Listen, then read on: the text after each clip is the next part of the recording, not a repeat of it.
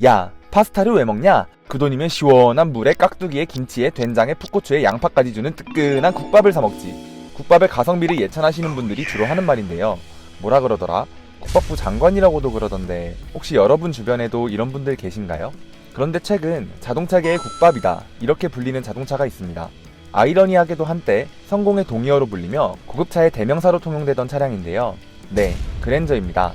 지난 2020년은 모든 자동차 매체들이 어떻게 지내냐는 말에 그랜저로 답했습니다 라는 카피를 부르짖을 정도로 그랜저에게 뜨거운 관심이 모아졌던 해입니다. 그도 그럴 것이 고급차의 대명사였던 그랜저가 작년에만 약 14만 대가 팔리며 국민차의 대명사로 자리하게 된 것인데요. 이에 사람들은 그랜저의 성공 요인으로 하차감, 디자인 변신 등을 꼽지만 그 중에서도 가장 자주 언급되는 것이 그랜저의 가성비입니다. 아니, 2000년대 초만 해도 회장님차로 불렸던 그랜저가 도대체 어쩌다가 자동차 시장의 국밥으로 자리하게 된 것일까요? 그랜저가 미친듯이 팔리는 현실적인 이유, 오늘 이슈 플러스에서 자세히 살펴보도록 하겠습니다. 벌써 재작년 일이 되었네요. 2019년 말이었죠. 그랜저는 혁신적인 디자인으로 페이스리프트를 진행했는데요. 이게 말이 혁신이지 디자인이 정말 말 그대로 파격적이어서 당시 네티즌들 사이에서 엄청나게 화제가 됩니다. 지금에야 뭐 성공 요인으로 평가받고 있지만 당시만 해도 전기파리채냐? 와플이냐? 심지어는 망사 스타킹이냐? 뭐 이런 말까지 들릴 정도였으니 말입니다. 그만큼 헤드램프까지 이어질 정도로 전면을 가득 채운 라디에이터 그릴과 마른 목골 패턴은 자동차 역사상 유례없는 디자인이었던 것입니다. 하지만 결과적으로 그랜저의 파격적인 디자인 변신은 중장년층에 국한되어 있던 그랜저 수요층을 젊은 층까지 확장시킬 수 있었던 결정적인 원인으로 꼽힙니다. 디자인 변신을 통해 중년의 자동차라는 공고한 인식을 깨부수는 데 성공한 거죠. 그렇다면 이 차가 젊은 층한테만 잘 팔렸냐? 그건 또 아닙니다. 중장년층 사이에서도 여전히 인기 있었거든요. 그랜저는 지난 30여 년 동안 이름을 이어오면서 고급 세단의 이미지를 쌓아왔잖아요. 때문에 현재의 아버지 세대라면 누구나 그랜저를 알고 있고 예전만큼은 아니지만 현재까지 어디 가도 꿀리지 않는 자동차라는 인식이 이어지고 있는 것이죠.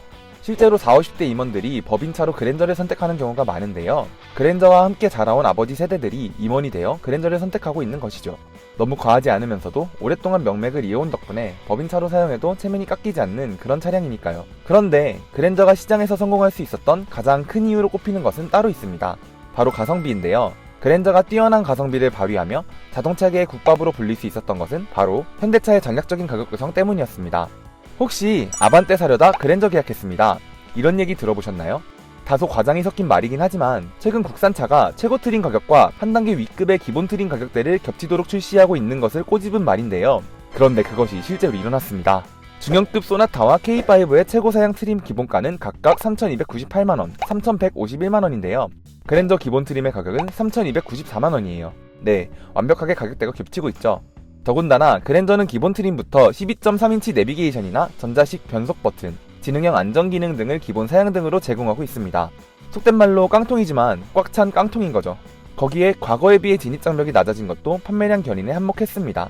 한 조사 결과에 따르면 1999년도 일반적인 4인 가구에서 그랜저를 구입하기 위해선 월급을 한 푼도 안 쓰고 7.4개월을 모아야 했어요. 지금은 어떨까요? 2020년 기준 4인 가구 월 평균 소득은 622만원으로 집계됐어요. 그러니까 기본 트림 기준으로 월급을 6개월 동안 모으면 그랜저를 구입할 수 있게 된 거예요. 결국 현대차의 전략적인 가격 구성과 낮은 가격 상승률로 그랜저의 진입장벽이 낮아지게 된 거죠.